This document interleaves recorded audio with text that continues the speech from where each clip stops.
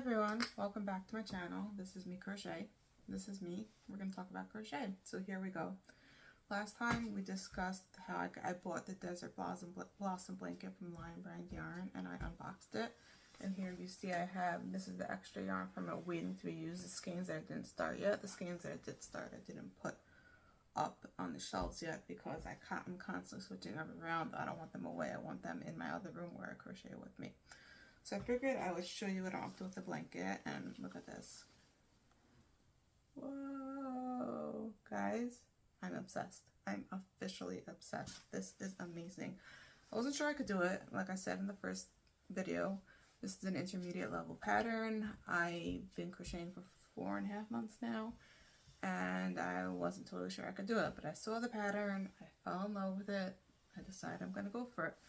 So I went for it, and here I am. I'm almost finished with the center motif. So I thought initially that this pattern was made of a lot of different motifs that you stitch together. Like I saw, if you look at the picture on the Lion Brand website, I'll link it down below.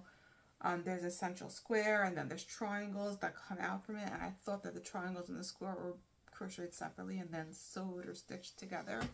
It turns out that you make the square. I actually started with a circle. It's pretty cool to start with a circle going around and around and around, and then over here around 14, which killed me by the way, we'll discuss that later. By around 14, that's where you start making it into a square, and we're built out the circle out into a square. But then when we finish our square, I have one round left till I finish my square, and then we start making triangles coming out from each of the sides of the square. So I think that's super interesting. Each side of the square gets another triangle to make it a bigger square going out the other way. Thought it's a fascinating construction, and this Ron Strong, who made this pattern for Lion Brand, is actually a genius. I don't understand how people make such cool patterns. I guess my brain is not that creative to work that way, that I'm able to just like make a pattern. And there's like simple patterns, like a simple blanket pattern where it's like or a 2-row repeat or whatever. This is like every single round and every single row is different type of stitch, not only different color. Okay, that's one thing, having different colors every round, but then it's like different stitches and then fitting it together and figuring out the math on the stitches to make the circle into the square. I just think it is very, very super cool. So I am highly, highly impressed. I was having a blast doing this pattern. It happens to be the last few rounds, like when I was turning into a square. Like, I don't know if you could see, I'll show you close over here. There's 2 rounds of granny stitch, and then there's a few rounds of, there's some trebles and doubles and singles, but just like going all around every single stitch.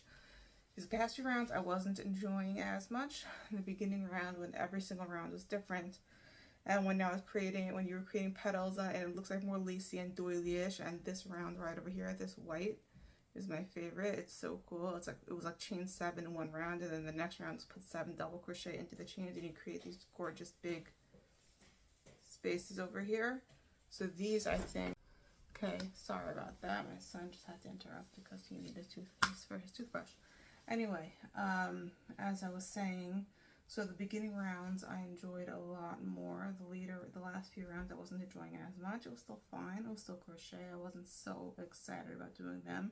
They did go pretty quickly though, because they are not, the blanket isn't still so big yet. So like it's at this point it's around like 58 stitches across each side, so doing each side is not taking too long. It's only a few minutes to get around the entire round, so that's fine.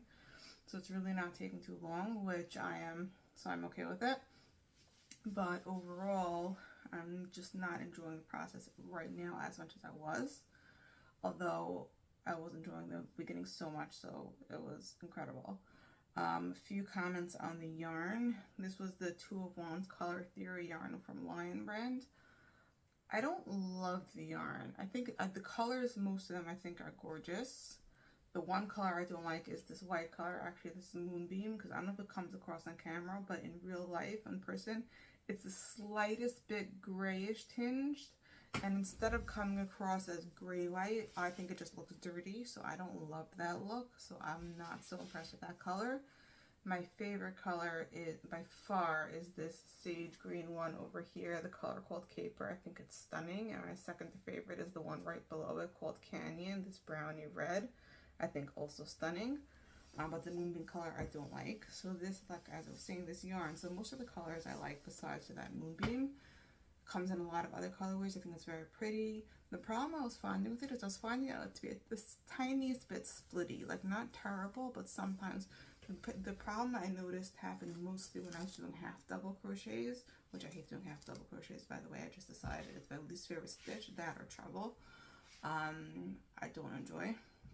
And there were a bunch of half double crochets, and as I was pulling it through the last loop, like the last loop was splitting a little bit, and it was hard to pull it all the way through, and it was getting a little bit frustrating to work with. Not all the time on all the half doubles, but on some of them. And I'm wondering if it's because I would personally use, like, the yarn called for a 5.5 millimeter hook. I'm wondering if I would have tried to use a 6 millimeter, maybe even a 6.5 instead. I don't know. I like sizing up in hooks. I like big hooks. This pattern calls for a 5.5 millimeter hook, so I decided I'm going to use it because I wanted to follow the pattern exactly, and it's coming out well. I'm just wondering if the splittiness might be slightly abated by a slightly bigger hook. A different YouTuber pointed that out once. It was the Faded Wildflower Crochet. She was commenting, I think, on the Pick-a-Pal yarn. I'm not sure. Where she said she found it's very, very splitty when she used the recommended hook size. Once you went up a hook size, it worked a lot better. So I'm wondering if that would be the case here. So that's the yarn. Pattern is amazing. Most round, even though it's intermediate level, like I said, I didn't consider myself an intermediate crocheter. I was able to do them with no issues. It's basically combinations of single, double, half double, treble, or chains, which is fine. I had some issues with this round over here, this meshy round.